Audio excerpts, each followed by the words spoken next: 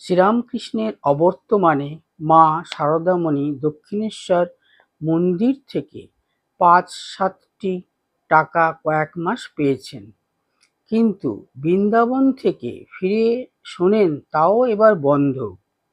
যাতে সারদামণি এই টাকাটি পান তার জন্য স্বয়ং নরেন্দ্রনাথও অনেক চেষ্টা করেন, কিন্তু দক্ষিণেশ্বরের খাজাঞ্চির তাতে মন গলে না।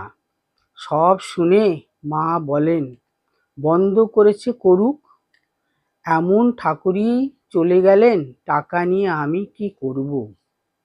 তাই নিঃসম্বল সারদামণি কামারপুকুরে চলে আসেন। আর শ্রীরামকৃষ্ণ তো তাকে সেই নির্দেশই দিয়ে গেছেন, তবে সেই সঙ্গে আশ্বাসও দিয়েছেন এই বলে, দেখো, কারু কাছে একটি পয়সাও জন্য চিৎহাত করো না, তোমার মোটা ভাত কাপড়ের অভাব হবে না। একটি পয়সার জন্য যদি কারো কাছে হাত পাতো, তবে তার কাছে মাথাটি কেনা হয়ে থাকবে। বরং পর ভাতা ভালো, পর ঘোরও ভালো নয়। তোমাকে ভক্তেরা যে যেখানেই আদর করে রাখুক না কেন, কামারপুকুরে নিজের ঘরখানি কখনো নষ্ট করো না। তাই তীর্থ ভ্রমণ সেরে সারদামণি কামারপুকুরে চলে আসেন এবং অতি কষ্টে অনশনে অর্ধাসনে স্বামীর ভিটায় দিন যাপন করতে থাকেন। তার এই সময়কার জীবন প্রকৃতপক্ষে সর্বংসাহা ধরিত্রীর মতোই, যেন ধরিত্রী দেবী মানবী রূপ ধরে কোদাল হাতে মাটি কেটে সাকান্নে জীবনযাপন করছেন, যার পরিধানে শত ছিন্ন সেলাই করা বস্ত্র। মাথার ওপরে কোনো পুরুষ অভিভাবক নেই, সুযোগ বুঝে শ্বশুরকুলের আত্মীয়েরাও বিমুখ। সেইখানে গ্রাম্য কলহ তো আছেই। তাই সদ্য পতিহীনা সারদামণির পক্ষে একাকী এই গ্রাম্য পরিবেশে বসবাস করা খুবই উদ্বেগের কারণ হয়ে ওঠে। সান্ত্বনা বলতে একমাত্র মাঝে মাঝে শ্রীরামকৃষ্ণের অলৌকিক দর্শন ও আদর্শ আশ্বাস দান। বৃন্দাবন থেকে ফিরে এসে এমনিভাবে সারদামণির কেটে যায় ৯টি মাস স্বামীর ভিটায়। এরই মধ্যে তিনি একবার কলকাতাও ঘুরে আসেন, সেখানকার ভক্তদের আহ্বানে। কলকাতার ভক্তেরাও ক্রমশ তার দুঃখ দৈন্য ভরা কামারপুকুর বাসের কথা জানতে পারেন। তাদের মধ্যে কেউ কেউ সারদামণিকে মাঝে মাঝে সাহায্যও করেন।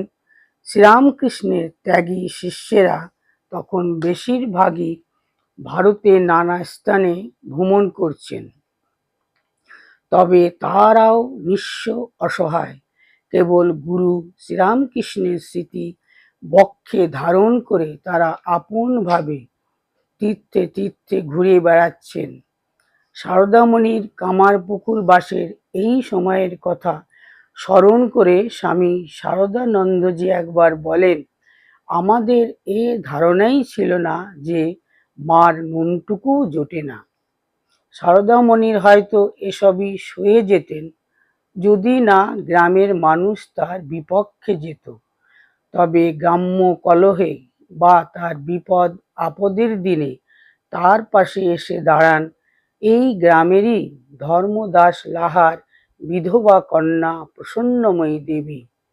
সারদামণির দৈব চরিত্র সম্বন্ধে নিঃসংশয় তার মনোভাব, কিন্তু গ্রামের মানুষকে কত দিকে আর ঠেকিয়ে রাখবেন তিনি।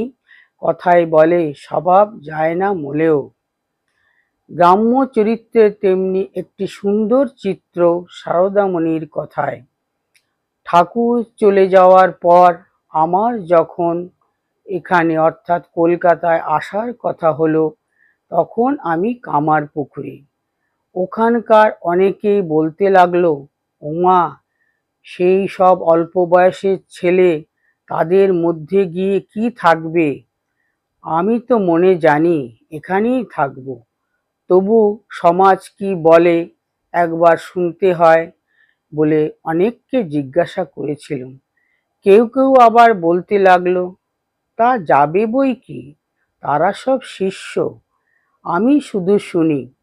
পরে আমাদের গায়ে একটি বৃদ্ধা বিধবা আছেন, তিনি লাহাদের প্রসন্নময়ী, ভারী ধার্মিক ও বুদ্ধিমতী বলে সকলে তার কথা মানে। আমি তাকে গিয়ে জিজ্ঞাসা করলুম, তুমি কি বলো? তিনি বললেন, সে কি গো, তুমি অবশ্যই যাবে, তারা শিষ্য তোমার ছেলের মতো। এ কি একটা কথা, যাবে বই কি। তাই শুনে তখন অনেকে যাবার মত দিলে।